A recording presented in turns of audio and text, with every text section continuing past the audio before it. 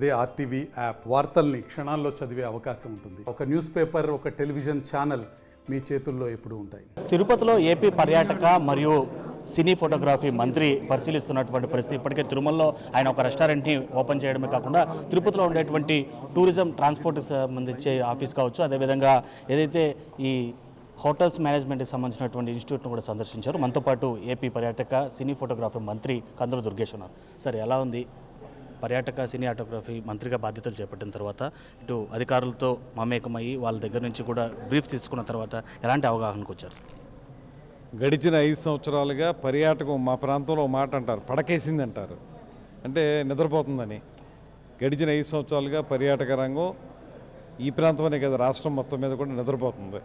దీన్ని మళ్ళీ నిద్రలేపి మళ్ళీ ట్రాక్ మీద తీసుకురావటం. ఇప్పుడే మిత్రులు చెప్తున్నారు, ఒకప్పుడు ఈ ఇన్స్టిట్యూట్లో సీట్ రావాలంటే రికమెండేషన్లు చెప్తే కానీ సీట్ రానంత టైట్ కాంపిటీషన్ ఉండేది అనేది. ఇవాళ చూస్తే పాపం స్టూడెంట్స్ లేరనేటువంటి బాధతోటి వాళ్ళందరూ మేము మొబిలైజ్ చేస్తున్నామండి, స్టూడెంట్స్ వస్తే బాగుండండి అనేటువంటి పరిస్థితి వచ్చిందంటే ఖచ్చితంగా దానికి ప్రభుత్వం నుంచి సరైనటువంటి సహకారం లేకపోవడం వల్లే. 5 సంవత్సరాలుగా ఈ ప్రభుత్వం పూర్తిగా నిర్లక్ష్యం వహించింది. దాన్ని సరిదిద్ది ఏ రకంగా మళ్ళీ దీన్ని ట్రాక్ మీద తీసుకురావాలి. అదేవిధంగా ఇంత ల్యాండ్ బ్యాంక్ ఉంది మాకు, అద్భుతమైన ల్యాండ్ బ్యాంకు టూరిజం డిపార్ట్మెంట్కి. ఈ ల్యాండ్ బ్యాంక్ని ఏ రకంగా యూటిలైజ్ చేయాలనే విషయంలో కూడా ఏదో ఇచ్చాం, వాళ్ళకి ఇచ్చాం, వీళ్ళకి ఇచ్చాం, దాని రెప్లికా దీని రెప్లికా అంటున్నారు, ఒబరాయికి ఇచ్చామంటున్నారు. ఏ ఒకటి గ్రౌండ్ అవ్వలేదు. అక్కడ చూస్తే ఒక పాడుపడిపోయిన బిల్డింగు, ఓ పక్కనేమో ఇసుకలో కూరుకుపోయినటువంటి జేసీబీ కనబడుతున్నాయి అంతే. మనకి అంతకు మించి తుప్పలు ఉన్నాయి అక్కడ. ఇలాంటి పరిస్థితుల్లో దాన్ని ఏ పరిస్థితుల్లో ఇలా తయారైంది, ఈ వేటి కోసం దాన్ని కేటాయించారు, ఆ కేటాయించిన దాని ప్రకారంగా ఇది నడుస్తుందా లేదా అనేది ఆలోచించవలసిన అవసరం ఉంది. మధ్యాహ్నం కూడా రివ్యూ ఉంది, అది కూడా చేసి తొందరలోనే దీనికి ఒక యాక్షన్ ప్లాన్ తయారు చేసి ఈ ప్రాంతాన్ని అభివృద్ధి చేయడానికి కృషి చేస్తారు. ఇప్పటిదాకా ఏ మంత్రి కూడా నిధులు కేటాయింపులో ఏమాత్రం కూడా చొరవ చూపినటువంటి పరిస్థితి. అభివృద్ధి చేస్తామంటారే కానీ కేవలం మంత్రులందరూ కూడా వాళ్ళు రాజకీయ లబ్ధి కోసమే వెచ్చించినటువంటి పరిస్థితి. నిజానికి నిధులు అనేటువంటిది ఒక ప్రాబ్లమే. గత ప్రభుత్వంలో వచ్చిన నిధుల్ని డైవర్ట్ చేసేసారు. ఇప్పుడైతే ఇక్కడికి వచ్చేటప్పటికి, మేము అధికారంలోకి వచ్చేటప్పటికి మొత్తం వాళ్ళు ఖజానాను ఖాళీ చేసి వెళ్ళిపోయారు. ఇప్పుడు ప్రజలకు సంబంధించిన రైతులు ధాన్యం విక్రయించుకున్నారు రైతు భరోసా కేంద్రాలకి. దానికి సంబంధించి వాళ్ళకి డబ్బులు బ్యాంకుల్లో వేయటానికి కూడా అది గత ప్రభుత్వం చేసి వెళ్లాల్సినటువంటిది, అది వదిలేసి వెళ్ళిపోయారు వాళ్ళు. ఇవాళ 1600 కోట్ల రూపాయలు ఇంకా ఇవ్వాల్సి ఉంది బకాయి. ఆ 1600 కోట్ల రూపాయల్లో వెంటనే ఇవ్వకపోతే వాళ్ళు రెండో పంటకి, ఖరీఫ్ పంటకి వెళ్ళలేరు. వాళ్ళు ఏ రకంగా ఎరువులు కూడా కొనుక్కోలేరు. ఈ రకమైన పరిస్థితుల్లో వాళ్ళని ఆదుకోవడం తక్షణ కర్తవ్యం కాబట్టి ఒక 1000 కోట్ల రూపాయలు ముఖ్యమంత్రి గారు, ఉప ముఖ్యమంత్రి గారు రిలీజ్ చేశారు. అదేవిధంగా పెన్షన్లకు సంబంధించి చేశారు.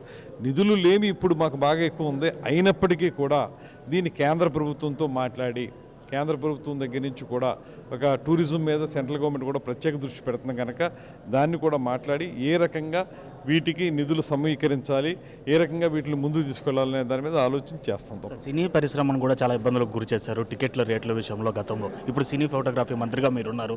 సో దానికి సంబంధించి వాళ్ళకి ఏదైనా చొరవ చూపి ఒక యాక్షన్ ప్లాన్ ఏమైనా తీసుకోవడం జరుగుతుంది? మొన్ననే మాకు సినిమా రంగంలో చాలా పెద్ద స్థాయిలో ఉన్నటువంటి సుప్రసిద్ధ నటులు శ్రీ పవన్ కళ్యాణ్ గారే స్వయంగా ప్రభుత్వంలో ఉన్నారు, ఆయన ఉప ముఖ్యమంత్రిగా ఉన్నారు కనుక వారి ఆధ్వర్యంలో మొన్న మేము నిర్మాతలందరితో ఒక మీటింగ్ ఏర్పాటు చేయడం జరిగింది. ఒక మీటింగ్ ఏర్పాటు చేసినప్పుడు అక్కడ కూడా పవన్ కళ్యాణ్ గారు చెప్పిన మాట ఏంటంటే, ఇదేదో పీస్ మీల్గా ఒక సినిమా రిలీజ్ అయినప్పుడు ఆ సినిమాకి సంబంధించి టికెట్లు పెంచడం, తగ్గించడం అలాగ మనం ఒక పక్షపాత వైఖరితో వెళ్ళొద్దు.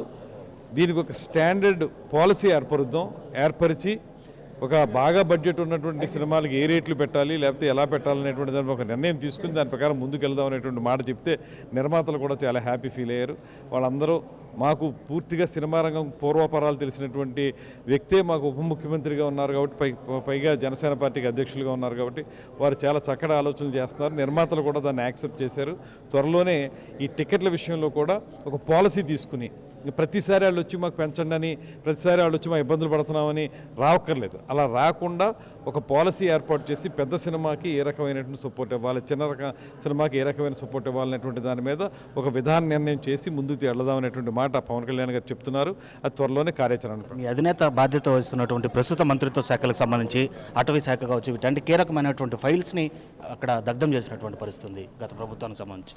ఇప్పుడు చాలా నిజాయితీపరుడైనటువంటి నాయకుడు ఉప ముఖ్యమంత్రి అయ్యారు. ఆయన హయాంలో ఎక్కడ అవినీతి జరిగినా వెంటనే తాట తీస్తాడు ఆయన. అందువల్ల అది గమనించి ఎవరైతే అవినీతికి పాల్పడ్డారో గత ప్రభుత్వంలో వాళ్ళు భయపడి వాళ్ళ తాబేదారు లేనటువంటి అధికారులతోటి వెంటనే వాళ్ళు ఆ ఫైల్స్ అయితే తగలబెట్టించే ప్రయత్నం చేస్తున్నారు. అలా చేసినప్పుడు ఖచ్చితంగా నిజాలు నిగ్గు తేలుస్తాం.